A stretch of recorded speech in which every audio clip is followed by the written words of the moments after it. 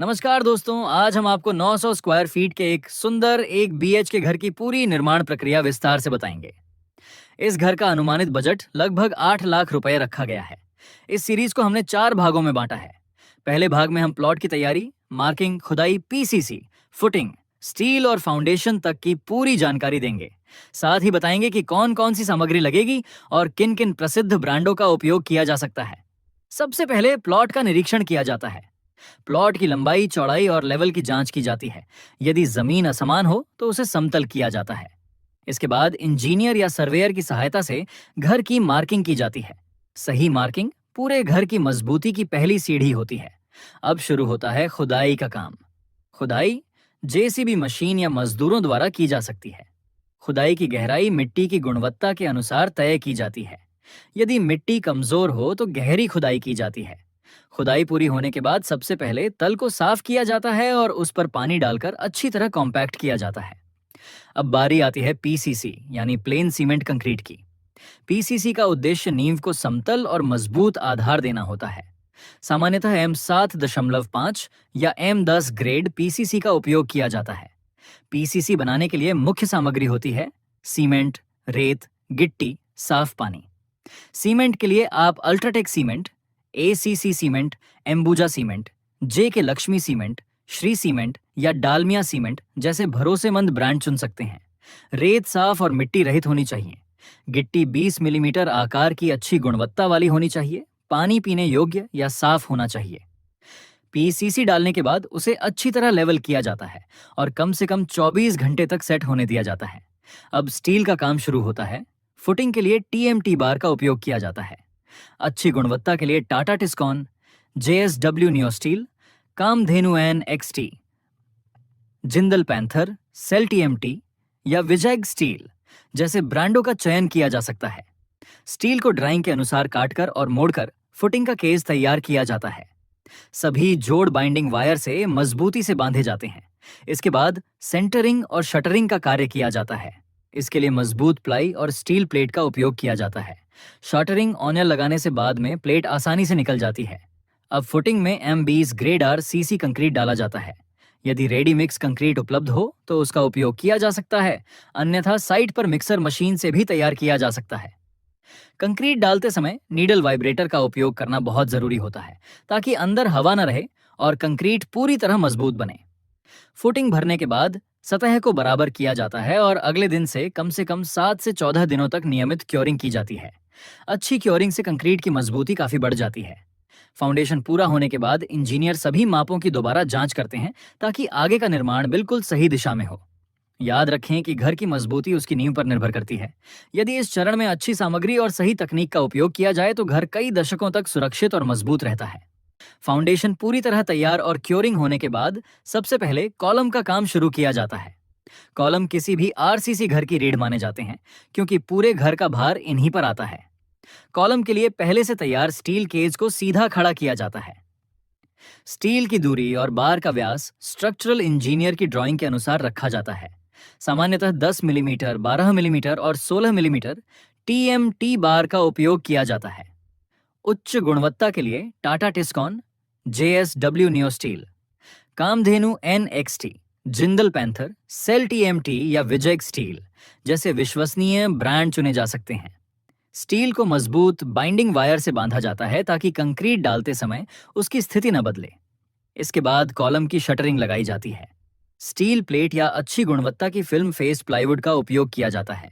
Shuttering लगाने से पहले शटरिंग ऑयल लगाया जाता है ताकि बाद में प्लेट आसानी से निकल जाए। अब M20 grade R CC concrete column में डाला जाता है। कंक्रीट को परत दर परत भरते समय नीडल वाइब्रेटर का उपयोग किया जाता है। इससे कंक्रीट में हवा के बुलबुले नहीं रहते और कॉलम अधिक मजबूत बनते हैं। कॉलम बनने के बाद कम से कम 7 से 14 दिनों तक नियमित क्योरिंग की जाती है। सही क्योरिंग से कॉलम की मजबूती काफी बढ़ जाती है। अब प्लिंथ लेवल तक मिट्टी भरने का कार्य शुरू होता है। अच्छी गुणवत्ता की मुरूम या चयनित मिट्टी का उपयोग किया जाता है। मिट्टी को लगभग 6 से 8 इंच की परतों में फैलाकर प्लेट कॉम्पैक्टर या रैमर मशीन से अच्छी तरह दबाया जाता है। यदि प्लिंथ के अंदर खाली जगह छोड़ दी जाए या कॉम्पैक्शन सही ना हो तो भविष्य में फर्श बैठ सकता है और दरारें आ सकती हैं। इसलिए यह चरण बहुत महत्वपूर्ण होता है। अब प्लिंथ बीम की तैयारी की जाती है। प्लिंथ बीम सभी कॉलमों को आपस में जोड़ती है और घर को अतिरिक्त मजबूती देती है। प्लिंथ बीम में भी उच्च गुणवत्ता की टीएमटी स्टील और एमबीस ग्रेड कंक्रीट का उपयोग किया जाता है। प्लिंथ बीम तैयार होने के बाद फिर से क्योरिंग की जाती है। अब डीपीसी यानी डैम्प प्रूफ कोर्स लगाया जाता है। इसका उद्देश्य जमीन की नमी को दीवारों में ऊपर आने से रोकना है। डीपीसी के लिए सीमेंट कंक्रीट में वाटरप्रूफिंग कंपाउंड मिलाया जाता है। वाटरप्रूफिंग के लिए डॉक्टर फिक्सिट, फोसरोक, सिका, एमवाई के आर्मेंट, सिको या पिडिलाइट के उत्पादों का उपयोग किया जा सकता है। इससे दीवारों में सीलन आने की संभावना काफी कम हो जाती है। अब ओनेंट की चिनाई शुरू होती है। यदि बजट अनुमति दे तो fly ash brick, AAC block या अच्छी गुणवत्ता की लाल पकी हुई ईंटों का उपयोग किया जा सकता है। सभी ईंटों को लगाने से पहले पानी में भिगोया जाता है ताकि वे मोर्टार का पानी तुरंत न सोख लें। मोर्टार सामान्यतः सीमेंट और रेत के उचित अनुपात में तैयार किया जाता है। सीमेंट के लिए UltraTech cement, ACC cement, Ambuja cement, Shree cement, Dalmia cement या जे के लक्ष्मी सीमेंट जैसे विश्वसनीय ब्रांड उपयोग किए जा सकते हैं। हर दीवार को प्लम्ब, लेवल और लाइन की सहायता से सीधा रखा जाता है। प्रत्येक कोर्स के बाद जांच की जाती है ताकि दीवार टेढ़ी न बने। दरवाजों और खिड़कियों की जगह पहले से निर्धारित रहती है। उसी अनुसार फ्रेम लगाए जाते हैं। यदि लकड़ी के फ्रेम लगाए जाए तो सागवान जैसी टिकाऊ लकड़ी उपयोग की जा सकती है। आजकल डब्ल्यूपीसी, यूपीवीसी और स्टील फ्रेम भी काफी लोकप्रिय हैं। खिड़कियों के लिए यूपीवीसी सिस्टम या पाउडर कोटेड एल्यूमिनियम फ्रेम अच्छे विकल्प हैं। बाद में इन पर सुरक्षा ग्रिल भी लगाई जा सकती है। जब दीवारें लिंटल लेवल तक पहुंच जाती हैं, तब लिंटल बीम बनाई जाती है। लिंटल बीम दरवाजों और खिड़कियों के ऊपर भार को समान रूप से वितरित करती है और दीवारों में दरारें आने से बचाती है। लिंटल बीम में भी एमबीस ग्रेड कंक्रीट और उच्च गुणवत्ता की टीएमटी स्टील का उपयोग किया जाता है। कंक्रीट डालने के बाद वाइब्रेटर चलाया जाता है और नियमित क्योरिंग की जाती है। इस चरण तक घर का मूल ढांचा स्पष्ट दिखाई देने लगता है। कमरों का आकार, हॉल, किचन, बेडरूम, बाथरूम और प्रवेश द्वार का पूरा लेआउट समझ में आने लगता है। सबसे पहले छत की स्लैब के लिए सेंटरिंग और शटरिंग लगाई जाती है। मजबूत स्टील प्रॉप्स, बीम और अच्छी गुणवत्ता की फिल्म फेस्ट प्लाई का उपयोग किया जाता है ताकि स्लैब का लेवल बिल्कुल सही रहे। इसके बाद स्लैब के लिए स्टील बिछाई जाती है। इंजीनियर की ड्राइंग के अनुसार मुख्य बार, डिस्ट्रीब्यूशन बार और अतिरिक्त बार लगाए जाते हैं। अच्छी गुणवत्ता के लिए Tata Tiscon, JSW new steel, Kamdhenu, NXT, Jindal panther, SAIL TMT या विजय स्टील जैसे ब्रांड चुने जा सकते हैं। इसके साथ ही प्लम्बिंग लाइन भी स्लैब से पहले तैयार की जाती है। बाथरूम, किचन और वॉश एरिया के लिए पानी की इनलेट और आउटलेट पाइप फिट की जाती है। सीपीवीसी पाइप के लिए एस्ट्रल, आशीर्वाद, सुप्रीम, प्रिंस या फिनोलेक्स जैसे ब्रांड उपयोग किए जा सकते हैं। ड्रेनेज के लिए पीवीसी पाइप लगाए जाते हैं। सभी पाइपों की प्रेशर टेस्टिंग की जाती है ताकि भविष्य में लीकेज की समस्या ना हो। अब स्लैब में एमबीस या इंजीनियर द्वारा निर्धारित ग्रेड का आरसीसी कंक्रीट डाला जाता है।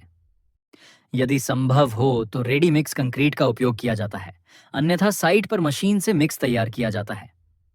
कंक्रीट डालते समय नीडल वाइब्रेटर का उपयोग किया जाता है ताकि स्लैब मजबूत और बिना खाली जगह के बने। स्लैब डालने के बाद कम से कम 14 दिनों तक नियमित क्योरिंग की जाती है। अच्छी क्योरिंग से छत की मजबूती और टिकाऊपन बढ़ता है तथा दरारें आने की संभावना कम हो जाती है। स्लैब पूरी तरह मजबूत होने के बाद शटरिंग सावधानी से हटाई जाती है। इसके बाद ईंट के ऊपर की दीवारें, पैरापेट वॉल और यदि आवश्यक हो तो सीढ़ी का कार्य पूरा किया जाता है।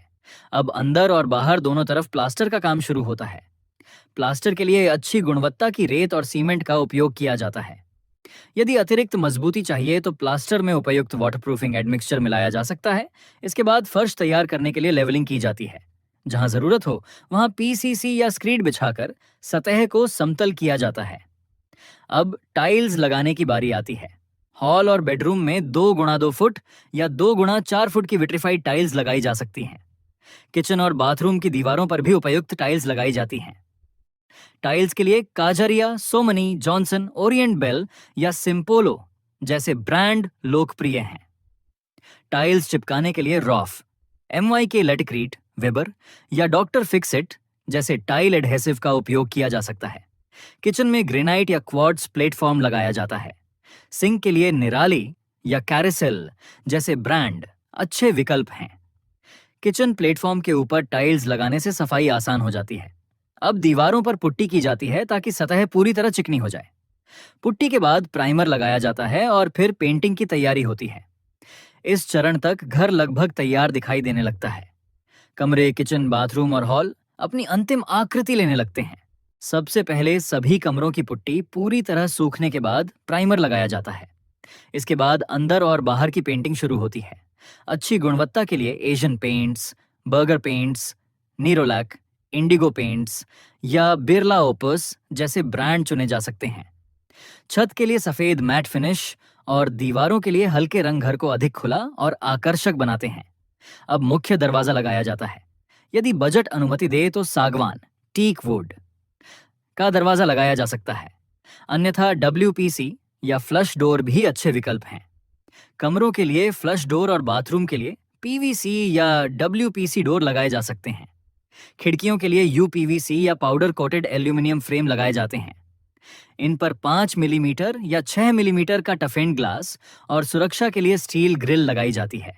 इससे घर सुरक्षित रहता है और प्राकृतिक रोशनी भी भरपूर आती है।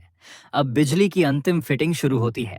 सभी switch, socket, MCB, distribution board और LED लाइटें लगाई जाती हैं।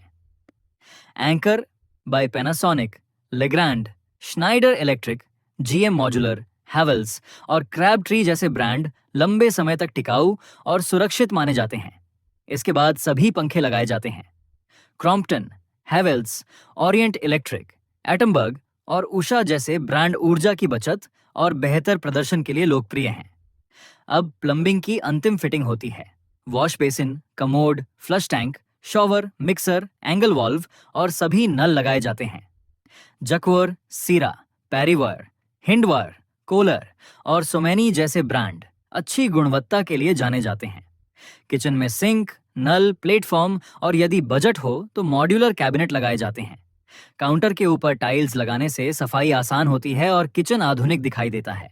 अब घर के बाहर एलिवेशन का अंतिम कार्य किया जाता है। Texture paint, stone cladding, HPL panel या साधारण डेकोरेटिव ग्रूव्स का उपयोग करके घर को आकर्षक बनाया जा सकता है।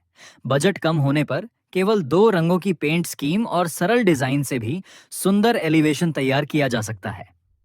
इसके बाद कंपाउंड वॉल और मुख्य गेट बनाया जाता है। यदि पार्किंग हो तो स्लाइडिंग गेट या AMS गेट लगाया जा सकता है। बाहर इंटरलॉकिंग पेवर ब्लॉक लगाने से प्रवेश क्षेत्र साफ और सुंदर दिखाई देता है। अब छत पर वाटरप्रूफिंग की जाती है। डॉक्टर फिक्सिट, फोसरोक, सिका, MY के आर्मेंट या सिको जैसे उत्पादों का उपयोग करने से बारिश के मौसम में सीपेज की संभावना कम हो जाती है। इसके बाद पूरे घर की गहन सफाई की जाती है। फर्श, खिड़कियां, दरवाजे, बाथरूम, किचन और सभी फिटिंग्स को अच्छी तरह साफ किया जाता है। बिजली और पानी की अंतिम जांच की जाती है। सभी स्विच, पंखे, लाइटें, नल और ड्रेनेज सिस्टम की टेस्टिंग की जाती है। यदि कहीं कोई छोटी कमी दिखाई देती है, जैसे paint touch up, silicone sealing, tile grout या फिटिंग का एडजस्टमेंट, तो उसे पूरा किया जाता है। अब आपका 900 स्क्वायर फीट का एक BH के घर पूरी तरह तैयार है।